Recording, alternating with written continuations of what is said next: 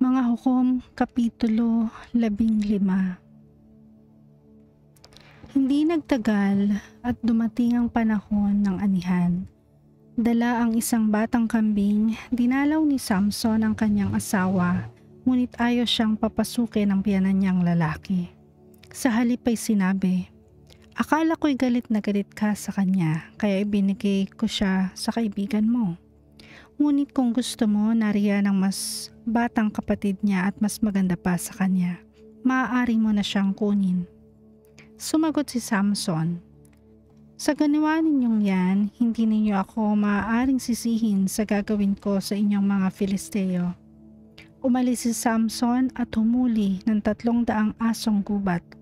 Pinagtatali niya ang mga ito sa buntot ng dala-dalawa at kanabitan ng sulo.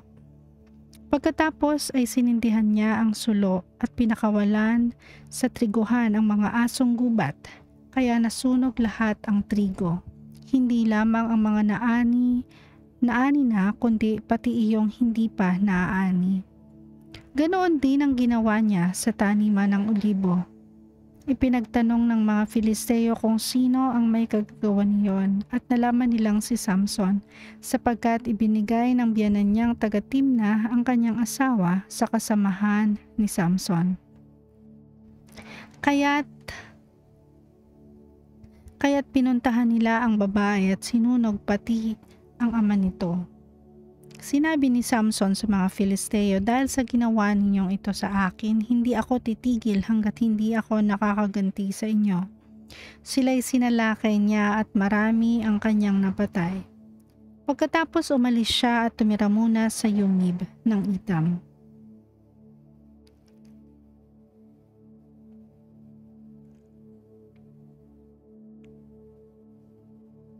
Nilupig ni Samson ang mga Filisteo. Isang araw, kinubkob ng mga Filisteo ang Juda at sinalakay ang bayan ng Lehi. Nilupig ni Samson ang mga Filisteo. Isang araw, kinubkob ng mga Filisteo ang Juda at sinalakay ang bayan ng Lehi. Nagtanong ang mga taga-Juda, "Bakit ninyo kami sinasalakay?" "Upang hulihin si Samson at gawin sa kanya ang ginawa niya sa amin," sagot nila. Kaya't ang 3,000 kalalakihan ng Juda ay nagpunta sa yungib ng Etam. Tinanong nila si Samson, "Hindi mo ba alam na tayo sakop ng mga Filisteo? Bakit mo ginawa ito sa kanila, pati kami nadadamay?" "Ginantihan ko lang sila sa ginawa nila sa akin," sagot niya. "Sabi nila, naparito kami para gapusin ka. Isusuko ka namin sa mga Filisteo." Sumagot si Samson, "Payag ako kung ipapangako ninyong hindi nyo ako papatayin." Sinabi nila, "Hindi ka namin papatayin, gagapusin ka lang namin at ibibigay sa kanila." Kaya't siya'y ginapos nila ng 2 bagong lubid at inilabas sa yungib.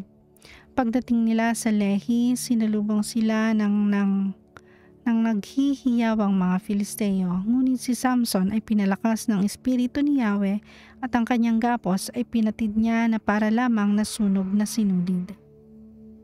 May nakita siyang panga ng asno, dinampot niya ito at siyang ginamit sa pagpatay sa may 1,000 Filisteo. Pagkatapos umawit siya ng ganito, "Sa pamamagitan ng panga ng asno, pumatay ako ng 1,000.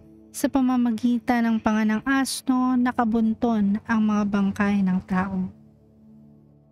Pagkatapos itinapon niya ang panga ng asno at ang lugar na iyon ay tinawag na Burol ng Panga. Pagkatapos si Samson ay nakadama ng matinding uhaw, kaya tumawag siya kay Yahweh at sinabi, "Pinagtagumpay ninyo ako, ngunit ngayon mamamatay naman ako sa uhaw at mapipihag ng mga hindi tuling ito." Kaya't ang Diyos ay nagpabukal ng tubig sa Lehi. Uminom si Samson at nanambalik ang kanyang lakas. Ang bukal na iyon ay tinawag niyang bukal ng tumawag sa Diyos. Naroon pa ito hanggang ngayon. Si Samson ay naging hukom at pinuno ng Israel sa loob ng 20 taon. bagamat sakop pa rin ng mga Filisteo ang lupain ng Israel.